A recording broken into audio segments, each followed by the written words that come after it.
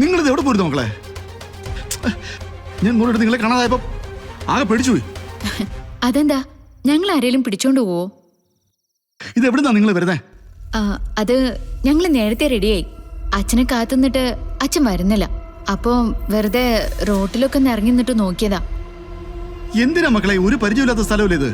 അതിനെന്താ സാറേ, പെൺകുട്ടികള് രാത്രിയെന്നോ പകലെന്നോ പേടിക്കരുത്, അവരവരുടെ വ്യക്തിത്വം കാത്തു സൂക്ഷിച്ചാ മതി എന്നൊക്കെ സാറ് തന്നെയല്ലേ ഞങ്ങളോട് പറഞ്ഞു തന്നത്. അതെ, അതൊക്കെ സത്യ. പക്ഷെ എന്നാലും പുറത്തൊക്കെ ഇഷ്ടം പോലെ ആൾക്കാരുണ്ട് അച്ഛാ. എന്തോരാൾക്കാരാ നടക്കാനൊക്കെ പോകുന്നേ. ഞങ്ങള് ചുമ്മാ കാഴ്ചകളൊക്കെ കണ്ടങ്ങനെ നിന്നു.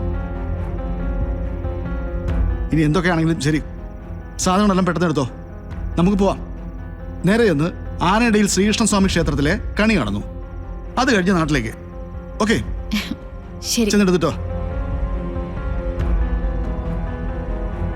ഭാഗ്യം, അച്ഛന് സംശയമൊന്നും തോന്നിയില്ല. ഓ, ആ നശിച്ച ജന്തുവിനെ അവിടെ കൊണ്ട് വിട്ടപ്പോഴാണൊന്ന് സമാധാനമായത്. ഓ, എന്തായിരുന്നു ഇന്നലെ രാത്രിയില്. ഇനി അവളെ നോക്കാൻ എന്നെ ഏൽപ്പിക്കല്ലേ.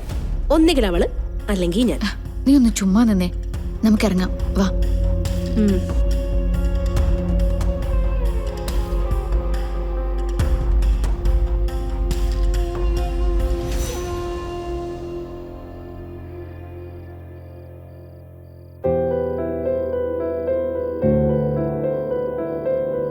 മാം,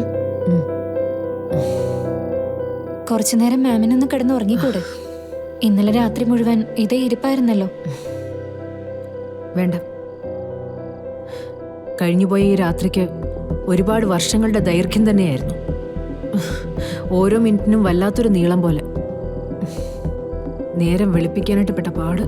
എന്തൊക്കെ തടസ്സങ്ങളുണ്ടായാലും യാതൊരു കുഴപ്പമില്ലാതെ അവസാനിക്കുന്നുണ്ടല്ലോ മാം. ഒട്ടും വയ്യാത്ത രോഗികൾക്ക് ചില ഡോക്ടർമാർ ആശ്വാസത്തിന് വേണ്ടി ചില ഗുളിക കൊടുക്കും. 10 മിനിറ്റ് ആണെങ്കിലും ഒന്ന് ഉറങ്ങിക്കോട്ടെ എന്ന് വിചാരിച്ചു. അതുപോലെ ഇപ്പൊ എന്റെ അവസ്ഥ. ഒരു മയക്കം, ഉണരുന്നത് ഒരു ഞെട്ടലോട് തന്നെയായിരിക്കും.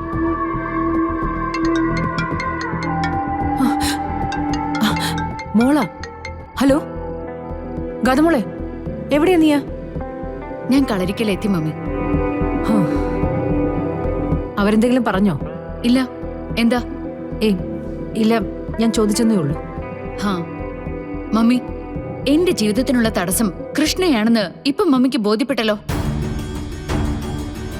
അവളിപ്പോ മുൻപ് മമ്മി കണ്ട ആളെ അല്ല, എല്ലാം പിടിച്ചെടുക്കാൻ നോക്കുന്ന ഒരു വ്യക്തിയാ. അവളുടെ ഒരു കൂട്ടുകാരി ഉണ്ടല്ലോ, ആ ഓട്ടോറിക്ഷക്കാരി മോളിക്കുട്ടി. അവളൊരു തനി ഗുണ്ടയാ മമ്മി. അവളുടെ സംസാരം കേട്ടല്ലേ നമുക്കങ്ങോട്ട് തല്ലാൻ തോന്നും. എല്ലാം കഴിഞ്ഞില്ലേ, അവര് തിരിച്ചു പോവുകയും ചെയ്തു. മോൾ ഇനി അതങ്ങ് മനസ്സിൽ നിന്ന് കളഞ്ഞേക്ക. ഒരു ദുസ്വപ്നം പോലെ അങ്ങ് കരുതിയാ മതി. ഈ ദുസ്വപ്നം തുടർച്ചയായി എനിക്കങ്ങനെ കണ്ടോണ്ടിരിക്കാൻ പറ്റില്ല. അവളുടെ കാര്യത്തില് മമ്മി എന്തെങ്കിലും ചെയ്തേ പറ്റൂ.